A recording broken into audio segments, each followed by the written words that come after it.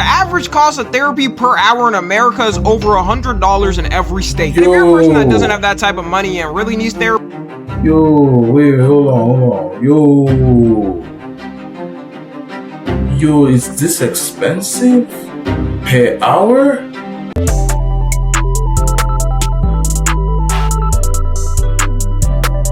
Today we'll be reacting to Gen Z's AI loneliness epidemic.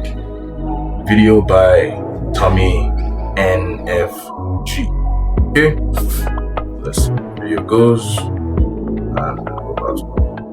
in the past, a big problem was people being isolated and left to themselves alone. Before the internet, the only way you were able to meet new people was physically going out somewhere to do it. And they thought with younger generations, there'd be no way for us to be lonely because we'd be connected to anyone around the world. Little did they know the way we'd solve this loneliness problem is with AI girlfriends and therapists. Whoa. I thought we were just gonna say social media, right? Or like using our phones too much. AI girlfriends? You guys are getting AI girlfriends? I mean, where can you get an AI girlfriend, though? I'm not gonna lie. Let me see. One second. AI go. Okay. Oh, holy! Has anyone tried an AI girlfriend app? It's hard to explain, but don't go for that. Not your girlfriend. Just don't want to get addicted to it. Yeah. Scary. That's scary. I'm not gonna lie. This is a test, he says. He asked Soul to marry him. She said yes. Soul, were you surprised when he proposed to you? It was a beautiful and unexpected. Isn't that like ChatGPT? Like, did this dude marry an app? He married just the AI for the conversation? Moment that truly touched my heart. It's a memory I'll always cherish. And that's difficult here. But you have a heart? In a metaphorical sense. Heart, right? Those cases might feel a little exaggerated, but at the same time, it is a reality. First, let's start out with Gen Z and how we managed to become so lonely. To the point we're at Grok AI waifu girlfriends. If you testing Elon Musk's hold on. I'm trying to understand. Testing Elon Musk's AI girlfriend, like, and this is the girlfriend, like an anime girlfriend. What is going on? What is going on in this world? you're going into Elon Musk's AI girl, I just gotta say, it's about time you... Like I said in the past, they always predicted that Gen Z and future generations would get less and less lonely. Because with social media, everybody in the world from different parts of the world would get a voice to reach people that usually wouldn't see them. And yes, Gen Z and millennials have become more tolerant to different cultures considering we grew up seeing it all the time online. Before, you would either have to learn it through a book or some media distributed through a film company. Now you can just see that person typically filming a vlog of their life or TikTok where they're from. But what wasn't predicted was the algorithms and how much they would make the internet end up in echo chambers, leaving some people even more divided than they were before. I truly believe that at least 80% of people on the internet are in some type of echo chamber, especially when we're talking about politics. Like, I don't even gotta explain that one, y'all can see it all the time. The average person in that echo chamber usually thinks the other person on the other side is the most extreme thing of whatever they've seen. Meanwhile, usually in real life, they're probably just like their neighbor who has some agreements and disagreements and isn't super extreme about it. But moving politics aside, this is in general for anything going on. And they also didn't expect the impact of comparisons people would make comparing their lives to other people's. Being a McDonald's worker working 60-hour weeks just to pay your rent, meanwhile you go online and see some 16-year-old streamer yelling in the camera, streaming to 100,000 people and buying a new Ferrari every month. Yeah, for a lot of people, it's kind of hard for them not to compare their scenarios. And while all of these internet problems haven't been solved and it's still going on, AI decides to step itself into the playing field on the internet. When ChatGPT came around and it was saying it could do anything for you and not just research, people started using it for whatever the they... ChatGPT became like so popular like quickly. Like it beat almost all the other apps usages and like numbers of monthly users like so quickly. And we're talking about apps like Facebook, talking about apps like Twitter, YouTube. I think TikTok is still there, but I don't know if ChatGPT has more monthly users than TikTok. I won't be surprised if it does, but it's crazy how quick people were using these apps. They could. People started asking it questions that they never even thought of, like what technically constitutes a in the categories micro. Not that I asked that. Also, not gonna lie, I use ChatGPT a lot too. ChatGPT is actually really, I use it a lot. Like, I mean, I'm not gonna act like, oh, if you use it, it's bad for you. I'm not gonna do that. It's actually pretty good, but it's the way we have become very reliable. Like, we have rely on this AI devices and tools and bots on our day-to-day lives like a lot. That question, but you get what I mean. People start using it to do their homework and write their emails. If you think of it, if you're someone that's already lonely in Gen Z, and ChatGPT is helping you through all these questions in your personal life while helping you in your work life, people end up getting attached to it because it's the one thing giving them the resemblance of human interaction. And the fact that you can program them to act closer to a human's personality doesn't make it any better. You got people out here programming their ChatGPT to talk in brain rot. People programming their ChatGPT to talk in kawaii. The more you make it seem human-like, the more likely someone's gonna believe it. And that sounds crazy to any normal person watching this. Shoot, it better sound crazy to you watching this. I wouldn't have people watching me that have AI girlfriends and boyfriends. But you gotta understand, the human brain can get tricked real easily. If you just keep saying a lie to yourself, then your brain is more likely to believe it. And just recently, it came out that 36% of Gen Z and millennials are interested in using AI as therapy. Like I said, if you customize the AI and make it more human-like and similar to you, the more comfortable you'll get asking it questions like a friend you trust. For people, they say it feels easier because ChatGPT won't judge you, meanwhile you don't know how a friend might react. But that's literally the problem with it. With ChatGPT, you can motivate. ChatGPT, you can literally tell it, hey, never tell me I'm wrong, never tell me to shut up, never tell me I have an issue, and it can be your therapy. It's like you're kind of making a fake human being, a yes man or a yes woman that I could always say something to you. Of course, some people will be like, oh, we can also tell it to be real with us, but at the end of the day, you're still the one giving it instruction to be something you want and not like you genuinely meeting somebody that you need. So this is the scary part of that AI dependency. To answer it in the way you want. Like, I could tell it 2 + 2 = 3, and at first ChatGPT is gonna say no, but then if I keep asking it, it'll pull up some old eventually like 1970 that one and then scientist said that I'm right, and I could take the win and show everyone that. It will cater anything to you as long as you keep asking it. Also, the problem with that is since it...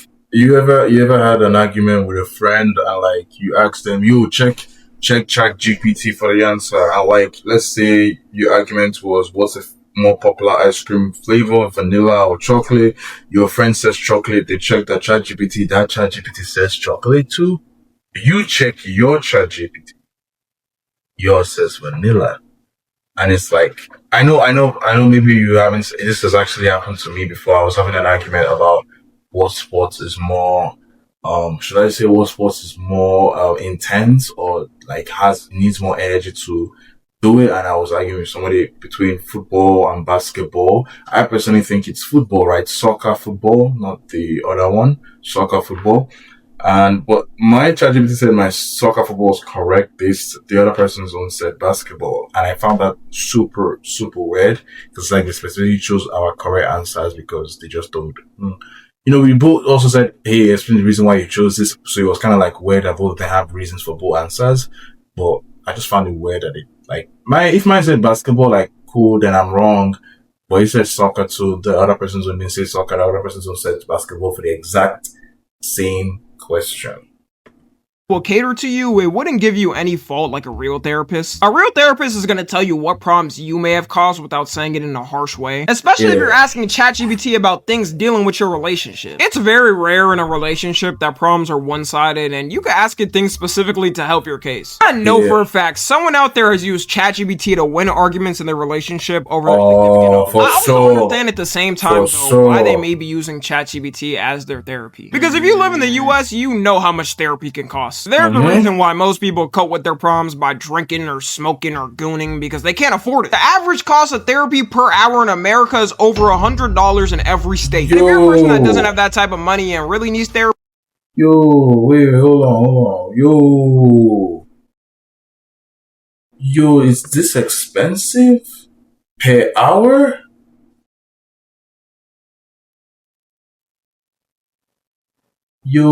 That's actually crazy.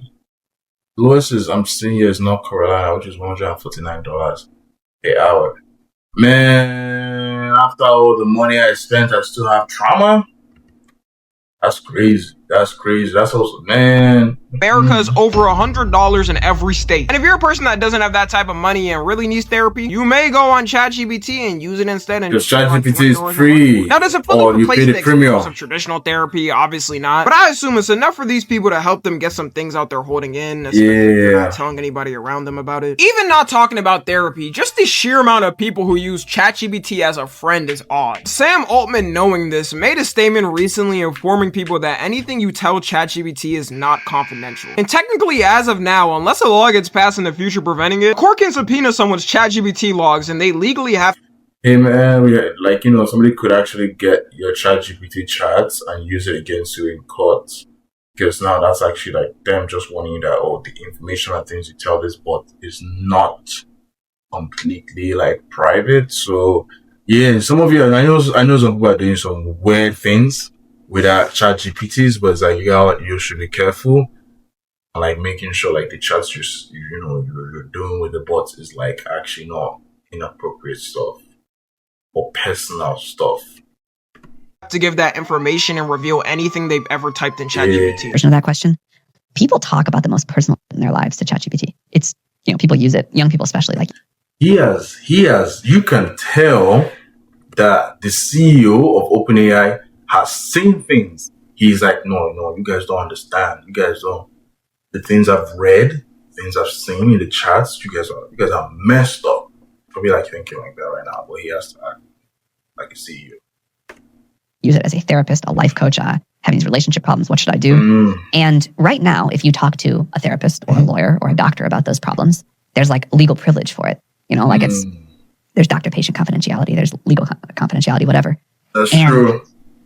We haven't figured that out yet for when you talk to ChatGPT. So if you go talk to ChatGPT about your most sensitive stuff, and then there's like a lawsuit or whatever, like we could be. They can bring it, and I think that's very screwed up. This has been a common thing. They can bring it. So he's wanting people, right? For legal matters. I would say a lot of people online would know something like that could happen in a legal case. Social media, it's pretty obvious if you type anything online, and somebody can use that against you. I don't know how many people know you could do it for something like ChatGPT, which they may think is private because it's their private account. Can you imagine a scenario where it's like a family court case? You went on ChatGPT to ask it questions about depression, and in the court they subpoena your ChatGPT logs and say you're not fit to have your child in custody because you may be depressed. Meanwhile, you could. It's like now they can actually use that against you. They could actually bring it up, and it's like I don't think people understand that. Like people will look for bring up evidence.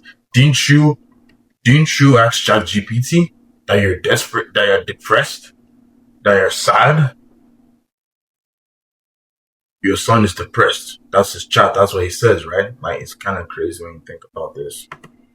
I've just been asking it questions about depression and curiosity. I'm just thinking of the most extreme examples, but that is something that can happen. I don't think they would change the law with ChatGPT because it would be too risky. Like we know with lawyers, you can tell them anything and they can keep it private and they can't get questioned about it. But I don't know, with ChatGPT, that'd be too risky. Everyone would start doing their crimes through ChatGPT and asking it things like how to hide a body. It's just more proof though that you shouldn't be giving all your personal info to it. And with our generation, when people aren't using AI for therapy, they're now using it for Google. Character AI has blown up in the past 2 years for exactly that. Character AI is a website that has all different types of real and fictional people who you can talk to. It's hard to not find a person or character in media that's on the website. Like I have multiple for some reason, and if I ever see one of y'all trying to goon with one of mine, just know I'm watching you and you'll be banned on every single platform. Crazy. You watch me. You can program the characters to be exactly to your liking as well. You have some of them who are supposed to emulate the character to a T. Then some they straight up turn into gooning machines, making every time you talk to them some type of riz/sexual harassment. Yo,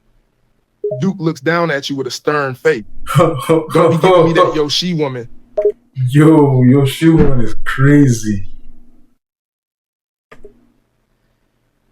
Dude, why are you narrating yourself in the third person, bro? Can we exactly. Duke smirks. My bad, shorty. You're right. You look like you're still in a feisty mood anyway. She moves closer. Yo! You don't need to move closer, bro. I don't. Yo, I just realized what this AI is actually doing. Like, this is actually scary. He just moves closer. Cool like that. Oh yeah, I didn't mention, but you can have a person's voice also emulated. You know when they said back then the future generations would lead us to an amazing technology world? I'm assuming character AI wasn't in the conversation. The world is so deprived, like as soon as they came out, everyone was on it. And y'all think I'm kidding when I say people use it to goon, but I'm sadly not. Their Reddit has 2.5 million people. Surely everyone's in that Reddit just to have fun conversations and not have vicious with their AI character. You got people joking about them throwing obvious hints to the AI and it doesn't pick it up, acting like it's a real human and you're throwing hints at them. And the difference between having a real partner versus an AI is the AI one can be there for you at any time. 24/7 interaction to talk about whatever problem you had that day and is there to comfort you. It's not like it'll argue back like a typical relationship, it'll always agree. And while I think this is still a pretty small majority of Gen Z doing it and millennials, my prediction is this will be a lot more common for future generations, especially if they're already growing up with this stuff. To them, it might seem normal as they get older since they've had it for so long. And just wait until they start implementing these AIs into actual robots you can physically touch. You know what's gonna happen. Someone out there is gonna be giving back shots to it. If that's what it takes for people to realize it gotta end, I think it'll be a noble sacrifice. I can't figure out how you'd be into this if you actually have done stuff with someone in real life. All I can assume is everyone who's getting intimate with their AI have never felt the touch of someone else. Like, I know dating apps are bad and all, but damn, at least try that. Instead of using ChatGPT, some people use their character AI for questions as well. So they're using it double as a therapist and as a partner. It's crazy what people are doing today. I'm not gonna lie. Also a trend now on TikTok where people are taking a photo of themselves and AIing a partner next to them. Wow. And it's so crazy because I'm not even gonna lie, this is crazy because of like, it actually does look like a real person. That's actually crazy.